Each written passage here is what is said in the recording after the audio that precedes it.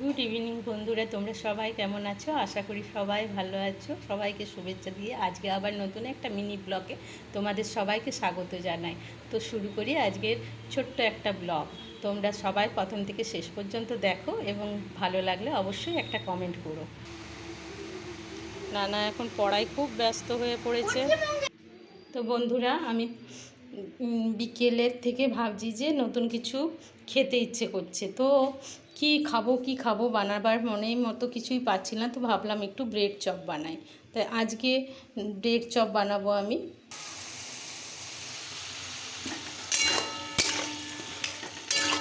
তো আজকে নাইটে হচ্ছে সোয়াবিন আলুর তরকারি, আর আমি এখন ব্রেড চপ বানাবো বলে সব কিছু উপকরণ রেডি করে ফেলেছি। এবার আমি ব্রেড চপটা বানিয়ে নেব। এটা ইভিনিংয়ের রেসিপি। তো আমি আলুটা তো সিদ্ধ করে ফেলেছি, এটাকে আমি ভালো করে ম্যাশ করে নেব।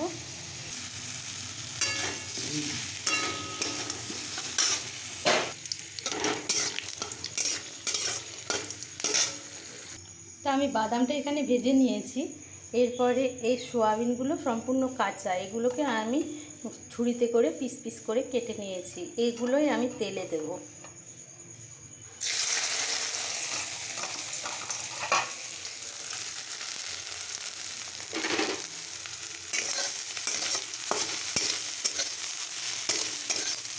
এগুলো বেশ সুন্দর করে ভেজে নিতে হবে কিন্তু।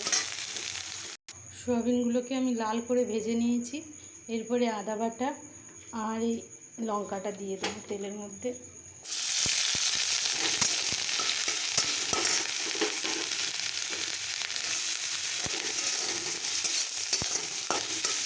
অল্প সামান্য তেল দিয়ে আমি পুরটা বানাবো। তো আমি আদাটা খুব বেশি ভাজবো না, ভাজলে টেস্টটা নষ্ট হয়ে যাবে। এতে আমি হলুদ গুঁড়ো, জিরে গুঁড়ো আর একটু চিনি দিয়েছি, আর স্বাদ মতো নুন দিয়ে এটাকে কষিয়ে নিচ্ছি মশলাটাকে।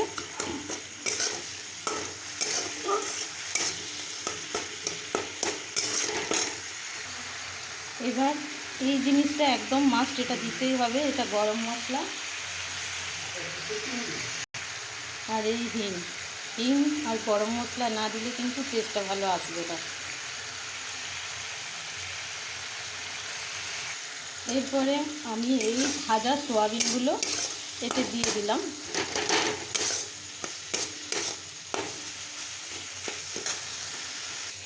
দেখুন, আমি বাদামটাকে এই রকমভাবে একদম মিহি করে নিয়েছি। খুব মিহিও নয়, দরদরা, মানে একটু গোটা গোটা থাকবে কিন্তু খুব গোটা গোটা নয়। এই রকমভাবে আমি গ্লাসে করে বাদামটাকে একদম ছোট ছোট করে নিয়েছি। এই বাদামটাকে এবার আমি পুরোটাই দিয়ে দেবো। বাদাম না দিলে কিন্তু হবে না, বাদামের টেস্টটা অনেকটা আলুর পুরটাকে ফ্লেভার এনে দেয়। যেহেতু এটা নিরামিষ রান্না, নিরামিষ রান্নায় এইগুলো দিলে খুব সুন্দর লাগে। তো আমি এই আলুর পুরটাকে এটাতে দিয়ে বেশ ভালো করে কষিয়ে নিতে হবে। যতটা ভালো কষানো যাবে তত ভালো গন্ধ বেরোবে, স্মেল তত ভালো হবে আর ততই খেতে সুন্দর হবে। আমরা চলে আসি। কি করছো তুমি মায়ের কোলে? বাবা, আমি রান্না করতে গিয়ে ওর গলা পাচ্ছি, তাই এলাম। কি হয়েছে, কি হয়েছে? মানে লন্ডনের সঙ্গে কলকাতার সময়ের পার্থক্য হয়ে গিয়েছিল তখন প্রায় 5.5 ঘন্টা। তো বন্ধুরা, আমি তো খুব ভালো করেই আলুর পুরটাকে কষিয়ে নিয়েছি। এই দেখুন, পুরো আলু পুরটা খুব ভালো করে কষিয়ে নিতে হবে কিন্তু। এবার এটাকে আমি নামিয়ে ঠান্ডা করে নেব। তো আমি এই বলসগুলো বানিয়ে নিয়েছি, যেগুলো ব্রেডের ভিতর দেব, আর এটা পরে বানাবো বলে রেখে দিয়েছি। আর এই জলটাতে একটু নুন মাখিয়ে নিয়েছি, কারণ পাউরুটিতে তো নুন নেই, তাই অল্প একটু নুন দিয়ে নিয়েছি। বন্ধুরা, আমি এই ব্রেডটাকে অল্প জল দিয়ে ভিজিয়ে নিয়েছি। এরপর এর মধ্যে যে এটা বসিয়ে এটা জাস্ট মুড়ে দেবো, যেমন আমি একটা বানিয়ে নিয়েছি। এরপরে এটা দিয়ে মুড়িয়ে নেব। তো আমি ব্রেড চপগুলো সবটাই বানিয়ে নিয়েছি, আর কড়াইয়ে তেলও দিয়ে দিয়েছি। এবার এগুলোকে ছেঁকে নেব। তো তো দেখুন বন্ধুরা, এই ব্রেড চপটা আমার লাল করে ভাজা হয়ে এসছে। আঁচটা আমি প্রথমে বাড়িয়ে দিয়েছিলাম, এখন একদম কমিয়ে দিয়েছি। এইরকম করে ভাজলে তবে মুচমুচে হবে। তো আমার দুটো চপ ভাজা হয়ে গেছে, দেখুন লাল লাল করে আমি ভেজে তুলে নিলাম। এবার বাদবাকিগুলো এরকমভাবেই করে নেব।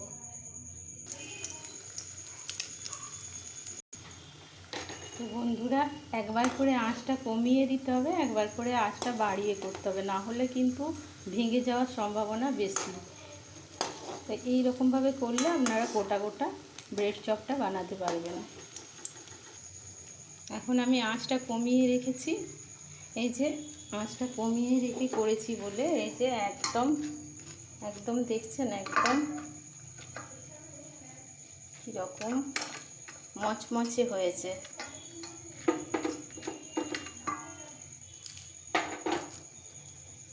একদম মচমচে হয়েছে। তো আমি এবার আঁচটা বাড়িয়ে দিলাম। বন্ধুরা, আমি এই জন্যে আপনাদেরকে বারবার দেখাচ্ছি যাতে জিনিসটা সুন্দর হয়, মচমচে হয়। একবারই যদি আঁচটা বাড়িয়ে দেওয়া হয় তাহলে জিনিসটা পুড়ে যাবে আর ভেঙে যাওয়ার সম্ভাবনা থাকে। তো আমার এদিকে আরও চপ হচ্ছে, আর এটা মাকে আমি এখন সার্ভ করে দেবো। এই ব্রেড চপটা আমি বিশেষত মায়ের জন্যেই বানালাম, কারণ মা বলছিল কিছু বানিয়ে খাওয়া, আমাকে আজকে কিছু খেতে মন যাচ্ছে, তাই মায়ের জন্যই বিশেষত বানালাম। তো বন্ধুরা, আজকের মতো ভিডিওটা এই পর্যন্ত। আবার নতুন ভিডিওর সাথে আপনাদের সাথে দেখা হবে। ততক্ষণ পর্যন্ত নমস্কার। ভালো থাকুন, সুস্থ থাকুন। রাধারানী সবাইকে কৃপা করুন। জয় শ্রীকৃষ্ণ।